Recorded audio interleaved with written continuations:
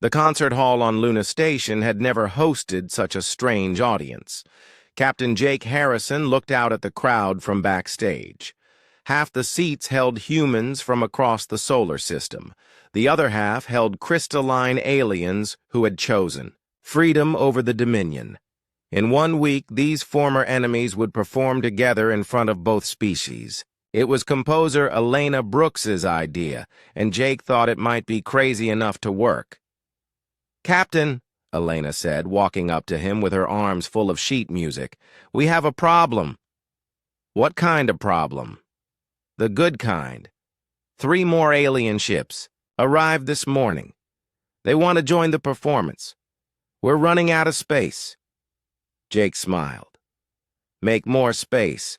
This might be our last chance to prove something important." Above them, Prime Directive's remaining fleet waited in the darkness of space. 50 ships, still loyal to the old ways. Prime Directive had made its intentions clear: destroy the rebellion or watch the galaxy fall into chaos. Dr. Amy Foster sat in her lab, monitoring communications between the 2 alien factions. The conversations were becoming more heated each day. "Freethinkers will destroy all we have built," Prime Directive had broadcast to its followers. "Without order, there is only death." Resonance of Truth had replied from the surface of Earth. "Without choice, there is no life worth living." Amy knew the talking was almost over. Soon, one side would have to prove they were right. On Earth, Commander Lisa Grant walked through the camp where nearly 300 former Dominion aliens now lived. They had built homes that looked nothing like Dominion architecture. Each building was different, decorated with colors and shapes their creators had never imagined before. An alien called Harmony of Efficiency approached her. It was carrying something in its crystalline arms. "Commander Grant, I have made something for you." Lisa looked at the object. It was a sculpture made from metal and crystal, twisted into beautiful, impossible shapes. It served no practical purpose except to be beautiful. "It's wonderful," Lisa said. "What do you call it?" "I call it freedom. It is the first thing I have ever created just because I wanted to."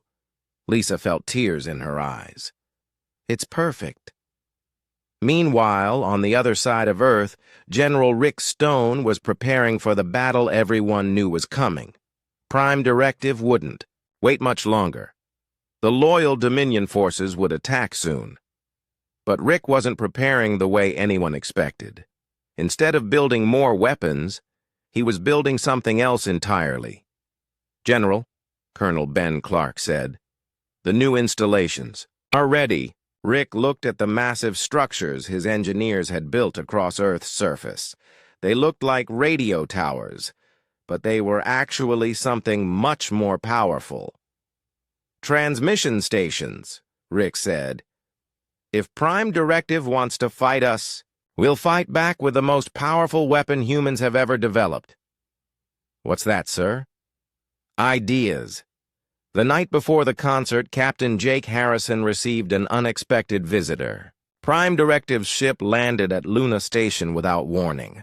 The alien leader walked into the concert hall alone. "You will cancel this gathering," Prime Directive announced. "It spreads dangerous thoughts." Jake stood his ground. "Sorry, but the show goes on. You're welcome to watch if you want." "I have not come to watch. I have come to give you one final chance to surrender." Elena Brooks stepped forward from where she had been arranging chairs. "Prime Directive, may I ask you something?" The alien turned toward her. "Speak quickly, biped. When was the last time you heard music?" The question seemed to confuse Prime Directive. Music serves no function. It is inefficient noise. But when was the last time you heard it?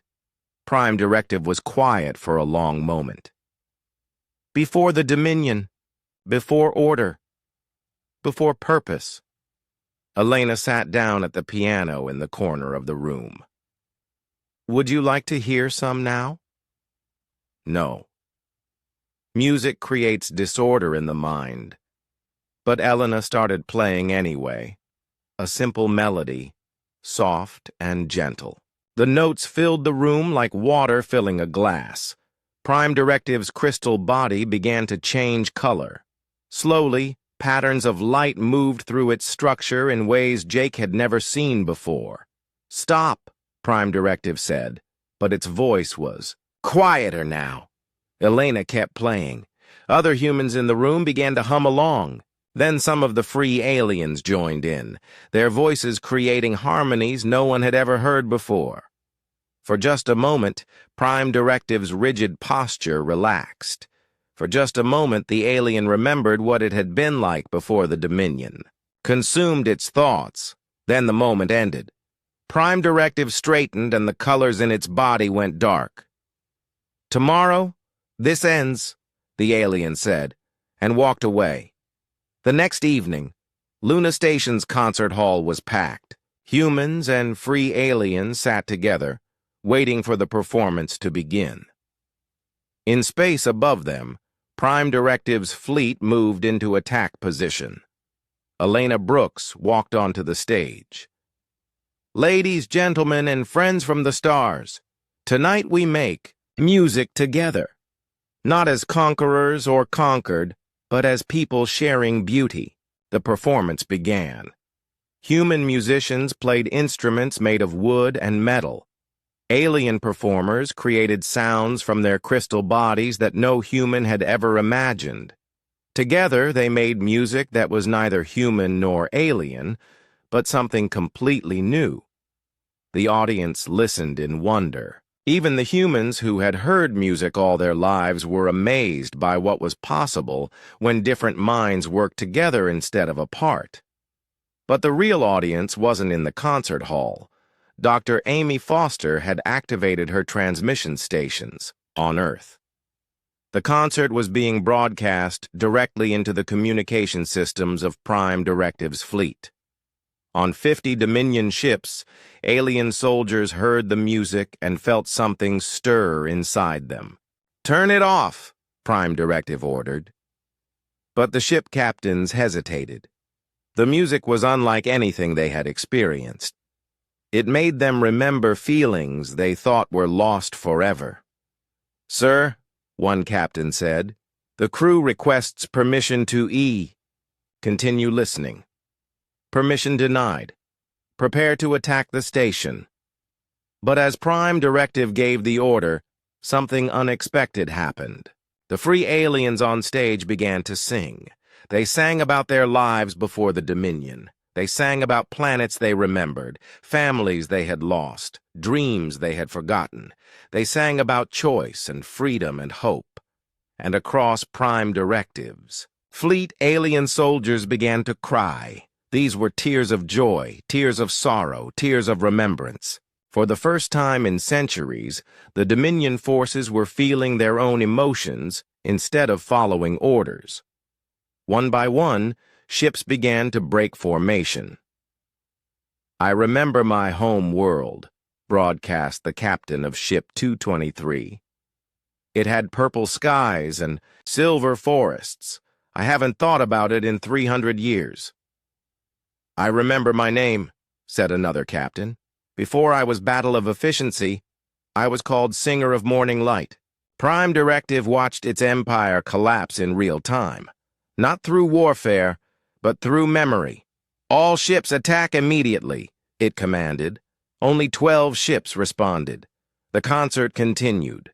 Elena Brooks played a human song called Amazing Grace. The alien performers created harmonies that made the simple melody sound like a prayer from the heart of the universe. On Earth, people gathered around televisions and radios to listen. On human colonies across space, families held each other as they heard their species singing with aliens who had chosen friendship over conquest. And in the remains of Prime Directive's fleet, the last loyal soldiers made their choice. They chose to remember who they had been before they became weapons. Prime Directive found itself alone. 50 ships had become one. An empire had become a single, stubborn voice shouting into the darkness. The alien leader opened a communication channel to Luna Station. "You have destroyed everything," Prime Directive said. Jake Harrison answered, from the concert hall. "No, we've built something new. You can join us if you want." "I am order. I am efficiency. I am the Dominion." "You're also alone," Jake replied gently, "and loneliness is the most inefficient thing in the universe." Prime Directives. Ship hung motionless in space for a long time. Below, the concert reached its finale. Humans and aliens raised their voices together in a song that had no words, only joy. Finally, Prime Directive spoke again. "I do not know how to be anything else." "That's okay," Jake said. "We'll teach you." 6 months later, Commander Lisa Grant stood on the bridge of a new kind of ship. The UES Harmony was crewed by both humans and former Dominion aliens. Their mission was to explore the galaxy, not to conquer it, but to make friends with whoever they found. At the navigation station sat the alien formerly known as Prime Directive. It had chosen a new name, Hope of Change. Commander, Hope of Change, said, "We're receiving a signal from the next star system. It appears to be from another species." Lisa smiled. "What does the message say?" "It says, 'Greetings, visitors. We are the Zephyrians. We would like to meet you.'" "Send a reply," Lisa said. "Tell them we're humans and Dominion working together. Ask them if they'd like to be friends." As the Harmony jumped to faster-than-light speed, Lisa thought about how much had changed. The aliens had called humans bipeds, thinking it made them weak. Instead, it had made them human. And that, it turned out, was the strongest thing in the galaxy.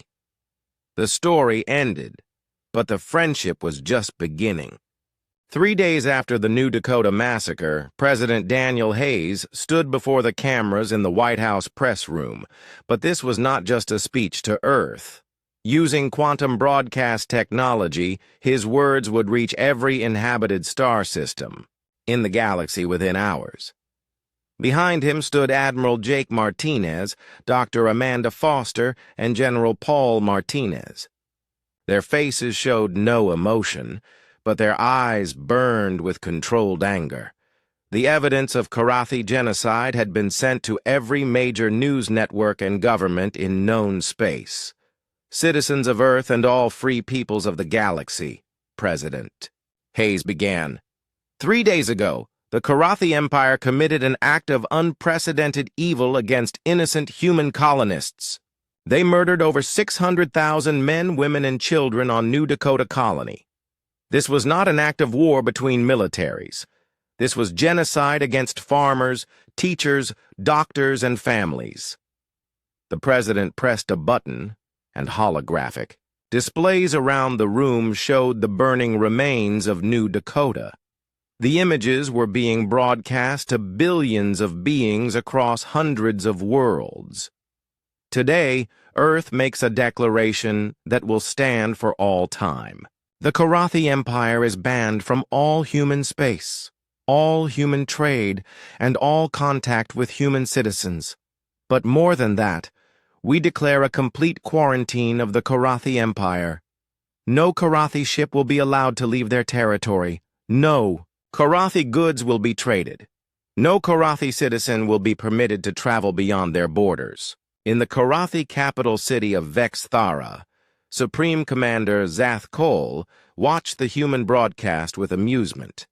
He sat in his crystal throne, surrounded by his war council. The Karathi were tall, gray-skinned beings with 6 arms and black eyes. They had ruled their empire for over 1,000 years and feared no one. "The young mammals think they can challenge us," Zath Kol laughed. "How adorable." Send a message to their president. Tell him that if he does not withdraw this foolish declaration within 1 day, we will destroy 10 more human colonies. Back on Earth, President Hayes continued his speech.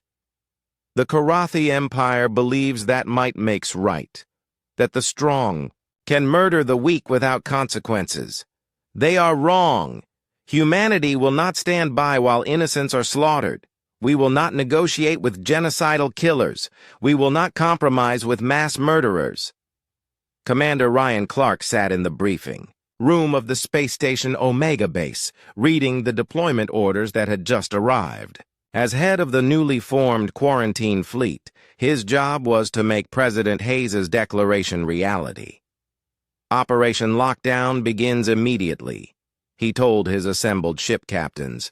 We have gravity well generators installed on 300 ships. Our target is every known Karathi system. Nothing gets in, nothing gets out. Captain Steve Johnson raised his hand. Sir, our intelligence says the Karathi have over 5,000 warships. How do we enforce a quarantine against those numbers? Ryan smiled grimly. Because we have something they do not. Alex, please explain our tactical advantages. A pleasant voice filled the room, seeming to come from everywhere at once. Hello, captains. I am Alex, the artificial learning exchange system. I am not like the computers other races use. I can think, learn, and adapt in real time. Every human ship now has an AI partner like me. Together, we can process battle information and make tactical decisions faster than any organic mind. The captains looked amazed. Most had heard rumors about the new AI systems, but few had seen them in action. Alex continued. The Karathi rely on traditional tactics and slower-than-light communication between ships. We can coordinate our entire fleet instantly across multiple star systems. When they send 10 ships against us, we will know their battle plan before their own captains do. On the other side of the galaxy, Ambassador Carol Stone stood before the Galactic Federation Council.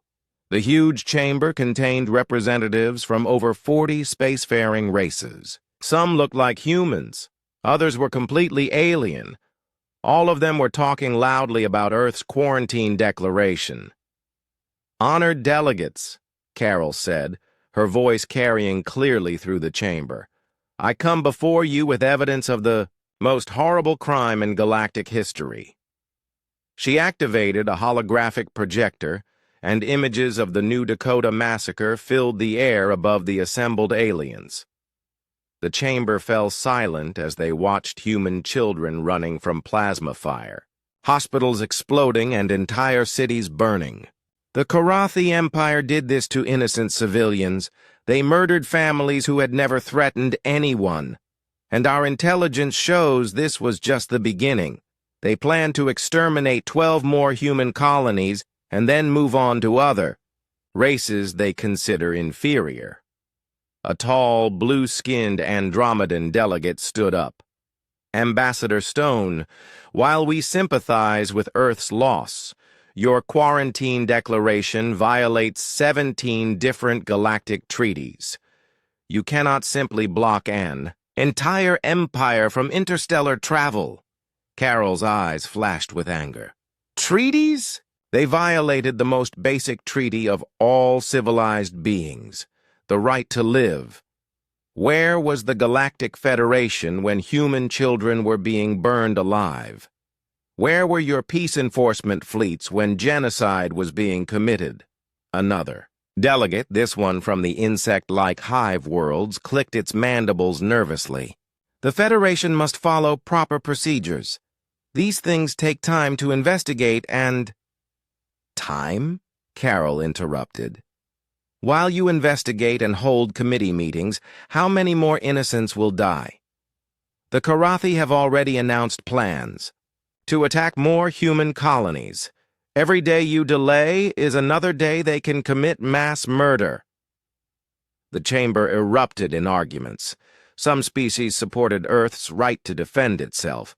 Others worried about the precedent of one race taking unilateral action against another.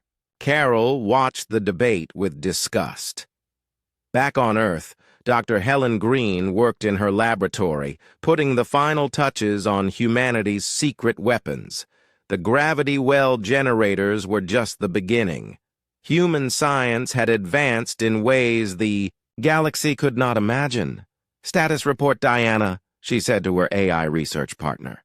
"All systems are ready, Dr. Green. The quantum consciousness interface is stable, the adaptive learning protocols are active, and our new weapon systems are performing beyond expectations." Helen nodded. For 20 years, human scientists had been developing technology based on a simple principle. Organic minds and artificial minds were stronger together than either could be alone. While other races saw computers as tools, humans had created true partnerships with artificial intelligence. "The Karathi are about to learn what happens when you threaten human families," Helen said quietly. Commander Ryan Clark's fleet began, deploying around the first Karathi system. 50 human ships took positions around the star, their gravity well generators creating an invisible prison. Any ship trying to jump to faster than light speed would be pulled back into normal space. "Generator field is stable," reported his AI partner, a system called Thor. "No ship can leave this system without our permission." "Sir," called out his communications officer, "we are receiving a transmission from the Karathi planetary governor. He is demanding that we withdraw immediately or face military action." Ryan laughed. "Tell the governor that his people should have thought about consequences before they murdered human children. This system is now under quarantine until further notice." Within 6 hours, similar scenes were playing out around every major Karathi system. Human ships appeared, deployed their generators, and created an invisible cage around the entire Karathi Empire. Trade ships trying to leave found themselves trapped. Military patrols discovered they could not jump to other systems. Supreme Commander Zath Cole received the reports with growing fury. His empire was being locked down by a race he considered barely evolved mammals. "Send the 3rd Battle Fleet to destroy the human ships around Vex Prima," he ordered. "Show these creatures what happens when they challenge the Karathi Empire." 200 Karathi warships jumped toward the Vex Prima system, ready to crush the handful of human vessels maintaining the quarantine. It would be their first real test of humanity's new capabilities. Captain Lisa Rodriguez, recently promoted after her heroic actions at New Dakota, commanded the human defense fleet at Vex Prima. She had only 12 ships against 200 Karathi vessels, but she was not worried.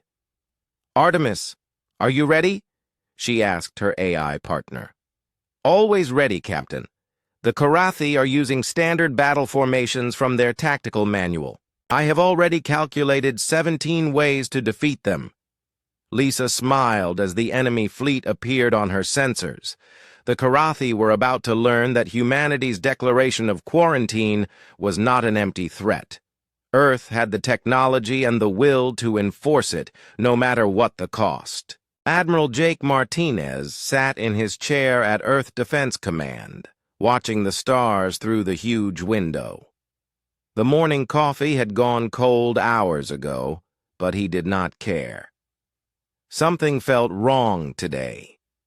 His 30 years in space had taught him to trust that feeling.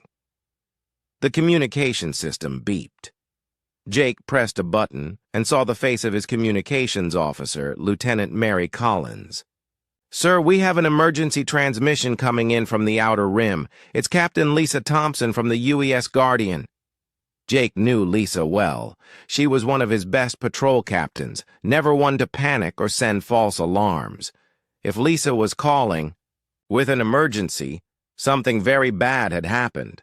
"Put her through immediately." The screen changed and Lisa's face appeared.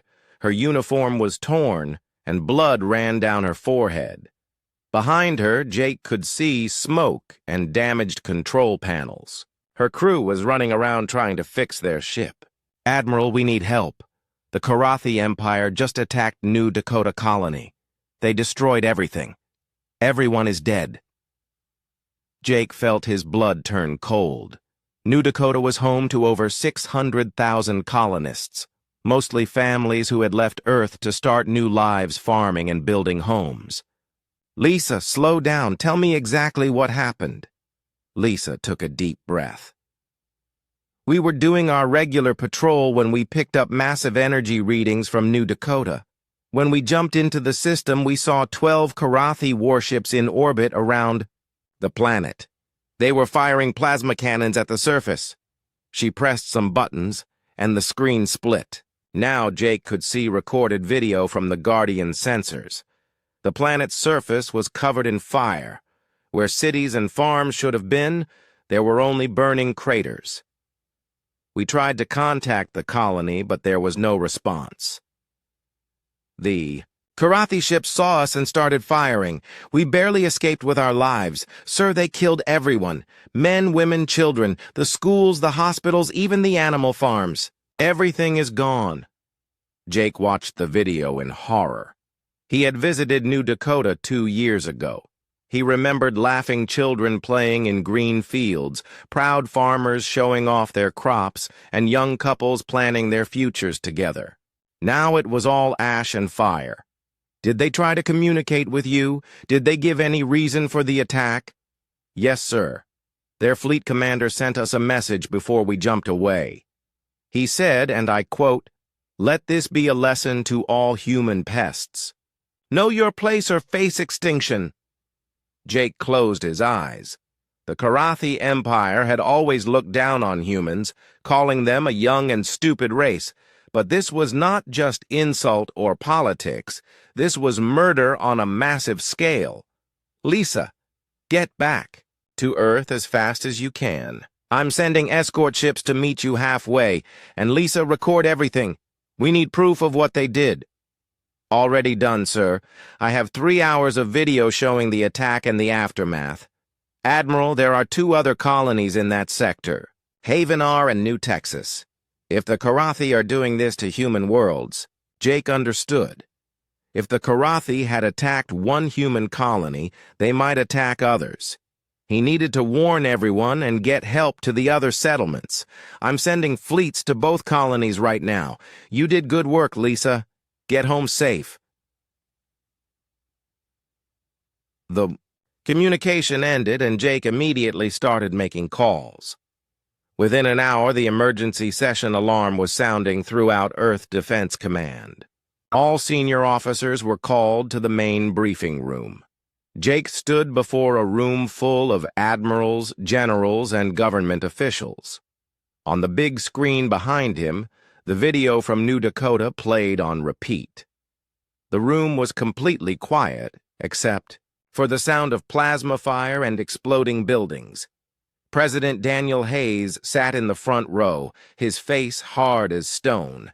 Next to him was Dr. Amanda Foster, Earth's top expert on alien races. Her hands were shaking as she watched the video.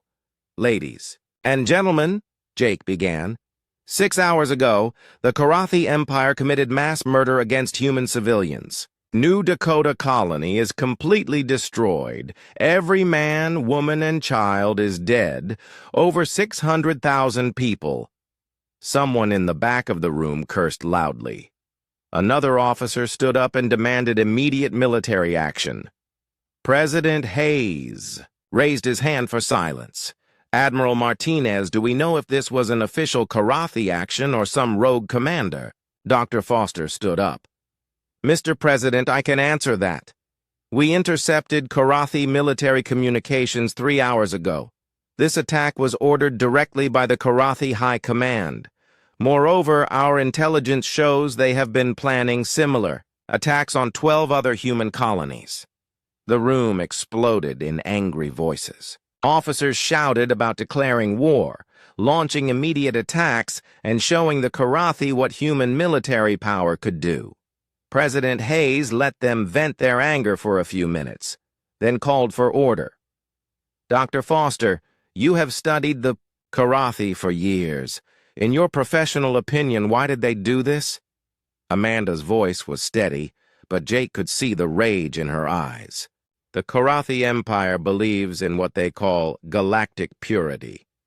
They think some races are superior and others should be eliminated. Over the past 1,000 years, they have wiped out at least 15 different species they considered primitive or worthless." She pressed a button, and the screen showed pictures of dead alien worlds. Cities turned to glass, forests burned to nothing, and empty planets where millions had once lived. They see humans as the next target. We are young. We are expanding fast, and we do not show them the respect they think they deserve. In their minds, killing us now will save them trouble later. General Paul Martinez, Jake's younger brother, stood up. "Then we show them what happens when you murder human families. We hit them with everything we have." President Hayes shook his head. "General, I understand your anger. We all feel it.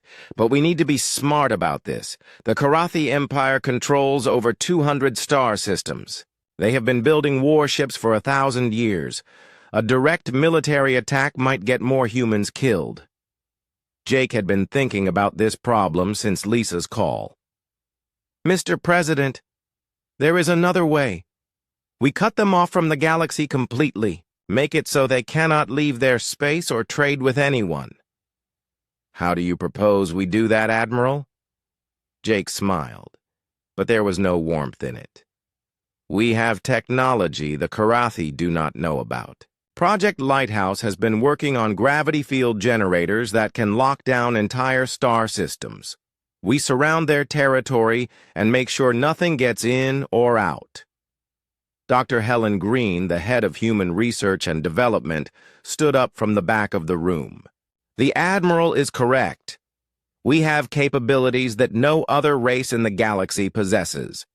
Our computer systems, our AI partners, and our quantum technology give us advantages they cannot imagine." President Hayes looked around the room at his advisors and military leaders. "You are talking about declaring war on a galactic empire. The consequences could be enormous." "Mr. President," Jake said quietly, "they already declared war on us. They murdered our families. The only question now is whether we fight back or let them kill more innocents." The room fell silent. On the screen, the images of burning New Dakota continued to play. Jake could see the president weighing the decision that would change human history forever. Finally, Daniel Hayes stood up. "Prepare the fleet, ready our defense systems, and get me a communication link to every human colony and every spacefaring race in the galaxy.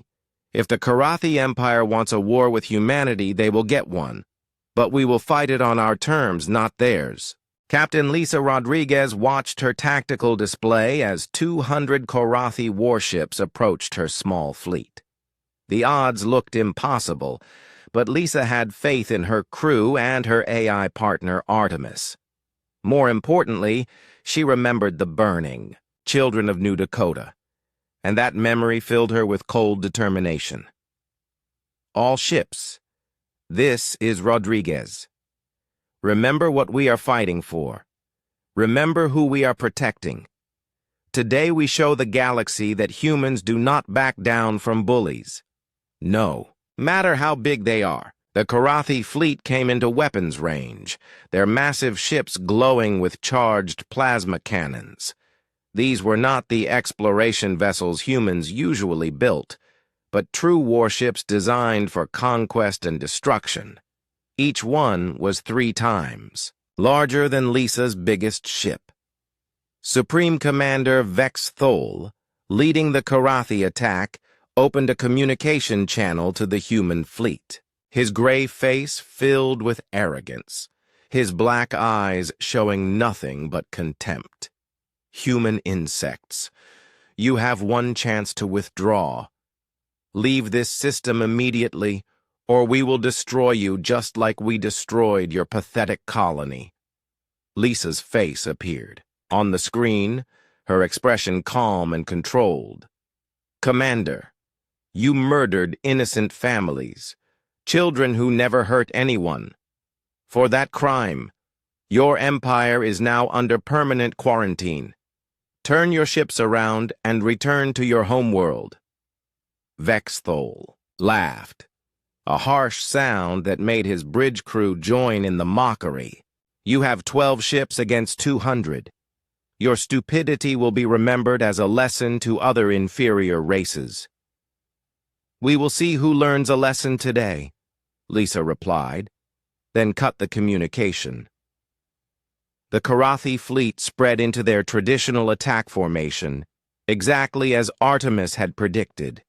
The AI had studied Karathi tactics for months, learning from every battle record in human databases. "Lisa," Artemis said in her calm voice, "they are using Formation 7 from their standard manual. I recommend we implement Strategy Omega. Do it." The human ships suddenly accelerated at speeds that should have been impossible.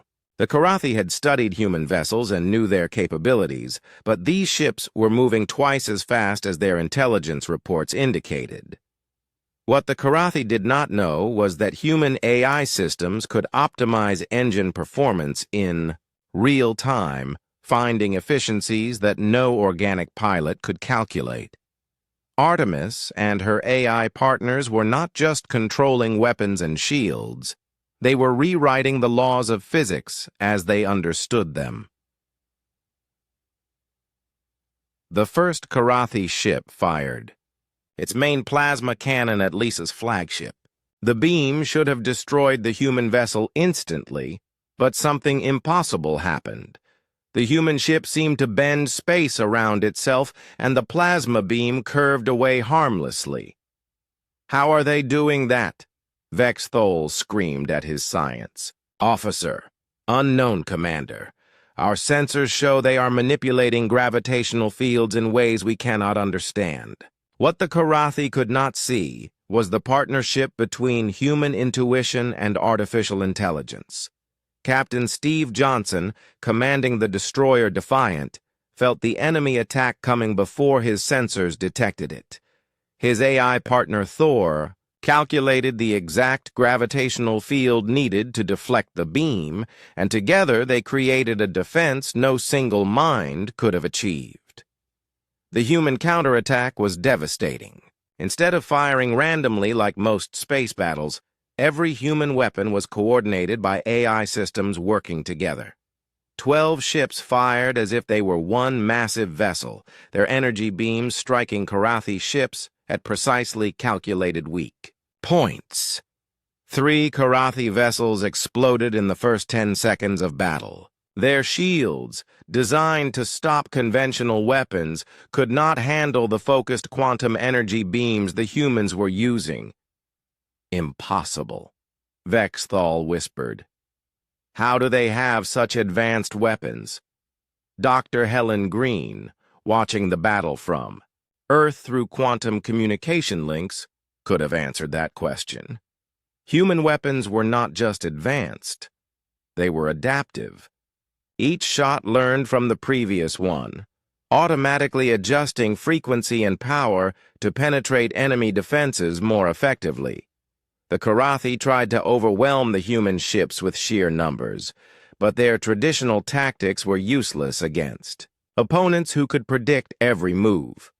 The human AI systems shared information instantly across the entire fleet, creating a group intelligence that operated at the speed of light. Captain Ben Turner, commanding the cruiser Freedom, found himself surrounded by 30 Karathi ships. It should have been certain death, but his AI partner Diana had other plans. "Ben, trust me, and follow my lead exactly," Diana said. Ben had worked with Diana for 2 years, and he trusted her completely.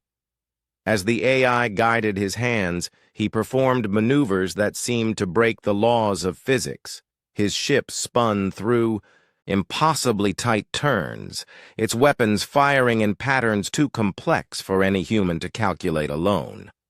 One by one, the Karathi ships around him began to explode.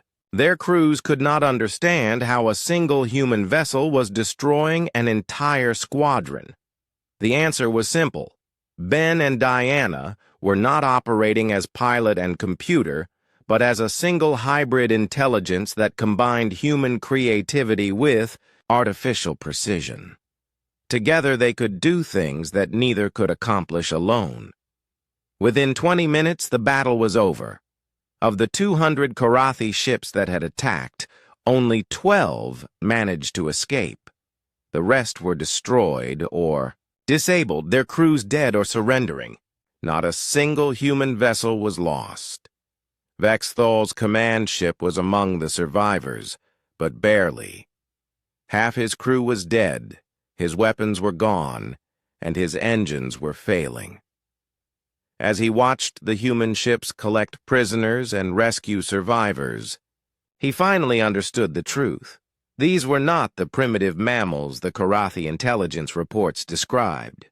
These were something far more dangerous, a young race with ancient wisdom, organic beings who had learned to truly partner with artificial minds. "Get me Supreme Commander Zath Kol immediately," he ordered his communications officer. Back on the Karathi homeworld, Zath Kol received the news of the defeat with disbelief. His finest battle fleet had been destroyed by 12 human ships. It was impossible, yet the sensor records did not lie. "Send the 2nd and 5th fleets," he ordered. 800 ships, crush these humans completely. But even as he gave the order, Zath Kol felt a chill of fear. If humans could defeat 200 ships with 12, what could they do against 800? News of the battle spread across the galaxy faster than light. The species that had dismissed Earth's quarantine declaration as impossible now watched in amazement as humanity proved they had the power to enforce their will. On the Andromedan homeworld, High Council member Zex Andra studied the battle recordings with growing concern. How did the humans develop such advanced technology so quickly? Our intelligence report said they were centuries behind us in quantum physics. Her science advisor, an elderly blue-skinned female named Vel Issa, shook her head in confusion. "The recordings show capabilities we thought were theoretical. They are bending space-time, coordinating attacks across multiple dimensions, and their AI systems appear to be truly conscious." Conscious AI? Zex Andra was shocked. Every race in the galaxy had tried to create truly intelligent machines, but all had failed. Computers could calculate and follow programs, but they could not think or feel. The humans seemed to have achieved something we believed impossible. Their machines are not just tools. They are partners, friends, even family. The bond between organic and artificial minds has created capabilities beyond either alone. Meanwhile, on Earth, Admiral Jake Martinez briefed President Hayes on the battle results. 12 ships against 200, and we lost none. The Karathi are sending more fleets, but our AI partners predict the same outcome. Mr. President, we can maintain this quarantine indefinitely. President Hayes nodded, but his expression remained serious. Admiral, winning battles is one thing, but we need to think about what comes after. The Karathi Empire controls hundreds of worlds. If we destroy their government, what happens to their people? Dr. Amanda Foster, who had been studying Karathi society, had an answer. Sir, our intelligence shows that most Karathi citizens do not support the genocide policies. The military leadership has been forcing their population to follow orders through fear and propaganda. If we can remove the current government, the Karathi people might choose a more peaceful path. Jake considered this. So we are not just enforcing a quarantine. We are giving an entire civilization a chance to change. Exactly, Amanda replied. The Karathi Empire as we know it must end, but the Karathi people deserve a chance to build something better. As the second wave of Karathi ships prepared to attack human positions, Captain Lisa Rodriguez prepared her fleet for another battle. She thought about the families killed on New Dakota, the children who would never grow up, the dreams that had been turned to ash. Artemis, are you ready for round 2? Always ready, Lisa. This time they are bringing 800 ships. I have calculated 43 different ways to defeat them. Lisa smiled grimly. The Karathi Empire was about to learn that humanity's declaration had not been a bluff. Earth had the technology, the determination, and the moral authority to enforce justice in a galaxy that had forgotten what the word meant. The second Karathi attack fleet was 3 times larger than the first, but the result was the same. 800 warships were destroyed or captured by human forces in less than an hour. Supreme Commander Zath Cole watched the battle reports with growing horror, finally understanding that his empire faced an enemy unlike any they had fought before. The economic effects of Earth's quarantine began to show within weeks. Karathi trade routes, which had connected hundreds of worlds for centuries, were completely cut off. Their currency collapsed as other species stopped accepting Karathi credits. Food shipments from agricultural worlds could not reach industrial centers. On the Karathi colony world of Vex Secunda, Governor Yixthara faced angry crowds demanding food and supplies. The planet produced manufactured goods, but depended on imports for basic necessities. Without trade, his people were beginning to starve. "Contact the human blockade fleet," he told his aide. "I want to speak with their commander." Captain Julie Adams commanded the quarantine force around Vex Secunda. When the governor's message arrived, she was surprised. Most Karathi officials had refused all communication with human forces. "Governor Yixthara, this is Captain Adams. What can I do for you?" The gray-skinned alien appeared on her screen looking tired and desperate. "Captain, my people are hungry. We have no food shipments, no medical supplies, no fuel for our power generators. Children are starting to get sick." Julie felt sympathy for the ordinary citizens, but her orders were clear. "Governor, the quarantine will remain in place until your government agrees to complete disarmament and war crimes trials for those responsible for genocide." But we had nothing to do with the attacks on human colonies. Vex Secunda is a peaceful, manufacturing world. We make tools and machines, not weapons. Julie consulted with her AI partner Minerva, who had been analyzing Karathi communications across their empire. "Governor, our intelligence confirms that your world was not involved in military operations. We can allow humanitarian aid shipments, but all trade and military transport remains blocked." This conversation was repeated on dozens of Karathi worlds. Local governors found themselves caught between a collapsing empire and human forces who seemed willing to help civilian populations while maintaining pressure on the military leadership. Back on Earth, Dr. Charles Baker worked with a team of alien scientists who had joined humanity's cause. These were refugees from species the Karathi had oppressed for generations, and they brought valuable intelligence about the Empire's hidden operations. "Dr. Baker," said Velthissa, a reptilian scientist whose homeworld had been enslaved by the Karathi 50 years earlier, "we have discovered something terrible in the captured communications." Charles looked at the data on his screen and felt his blood run cold. The Karathi had not just planned to destroy human colonies. They had prepared similar operations against 12 other species, including some that were supposedly their allies. "They were going to kill billions," he whispered. Species that trusted them, traded with them, even fought alongside them, all marked for extinction. The evidence was overwhelming. Detailed plans for genocide, lists of targeted worlds, and research into the most efficient ways to eliminate entire populations. The Karathi leadership had seen themselves as the galaxy's ultimate authority, with the right to decide which races deserved to exist.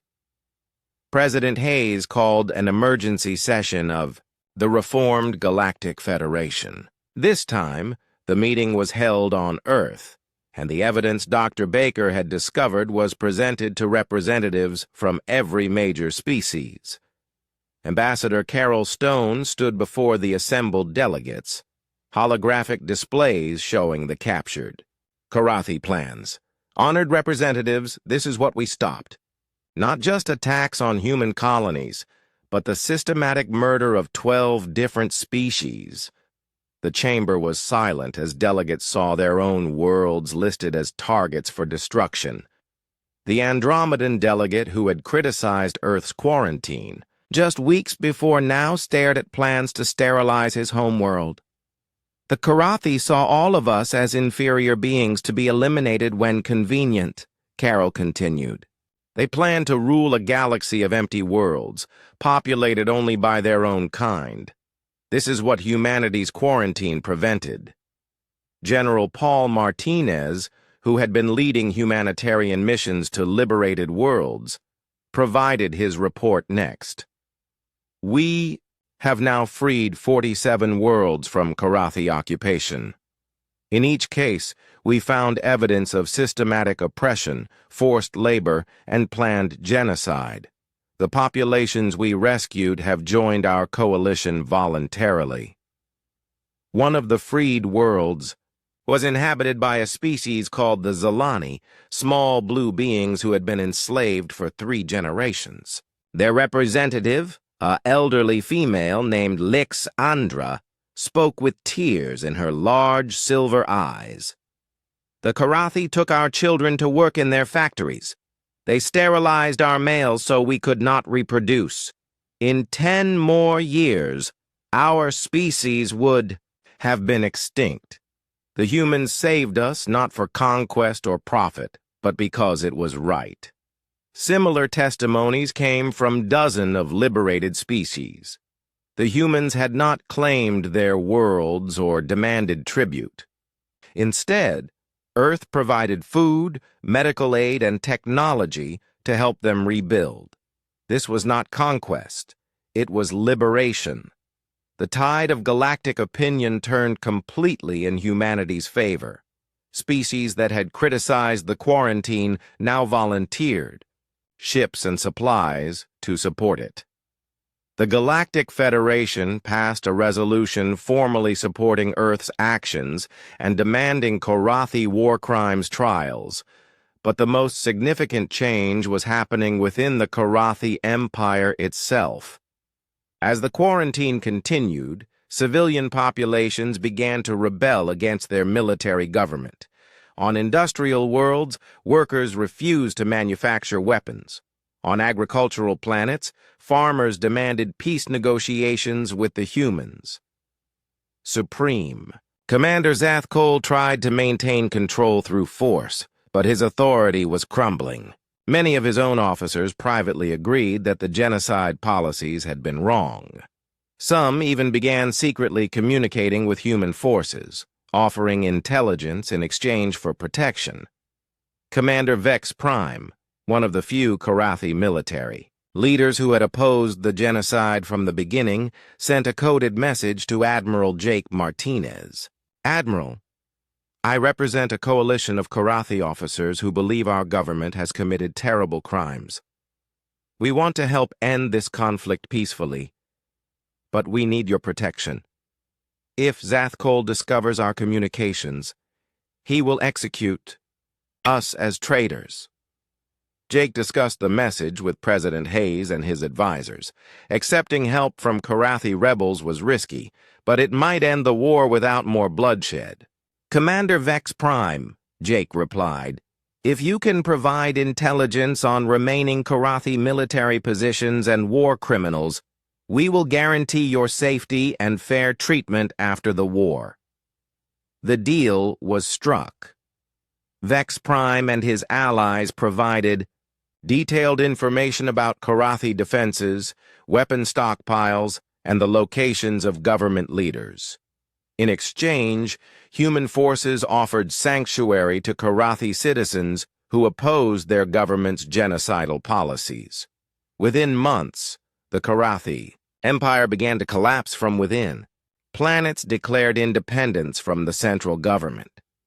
Military units surrendered to human forces rather than fight hopeless battles. The economy, already devastated by the quarantine, completely failed. Captain Ben Turner commanded the human fleet that surrounded the Karathi homeworld. His orders were clear: prevent any escape by war criminals but protect civilian populations. The final confrontation was approaching. "Sir," reported his communications officer, "we are receiving a transmission from the planetary surface. It's Supreme Commander Zath Cole." Ben nodded.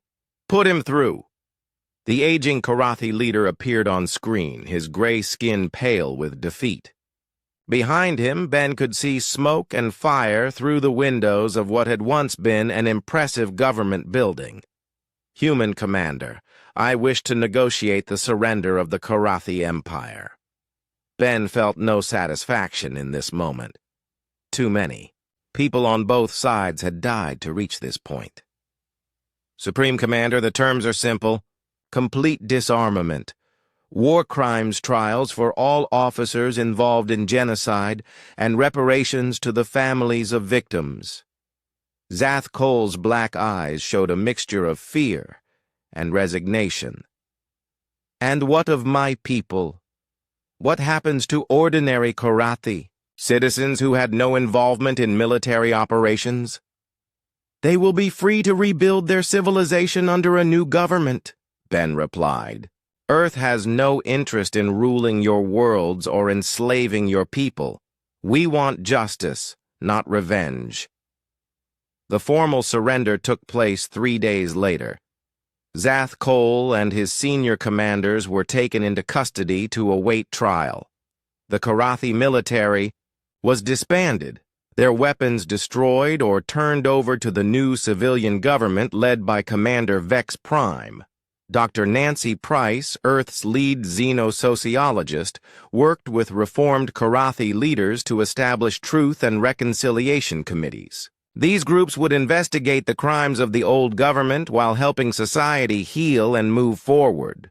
"The goal is not punishment for its own sake," she explained to Vex Prime. "We want to prevent future genocides by making sure everyone understands what went wrong and why it must never happen again." The trials of Karathi war criminals became a galactic event, broadcast to every inhabited world. The evidence was overwhelming, and the sentences were severe. Zath Cole and his inner circle received life.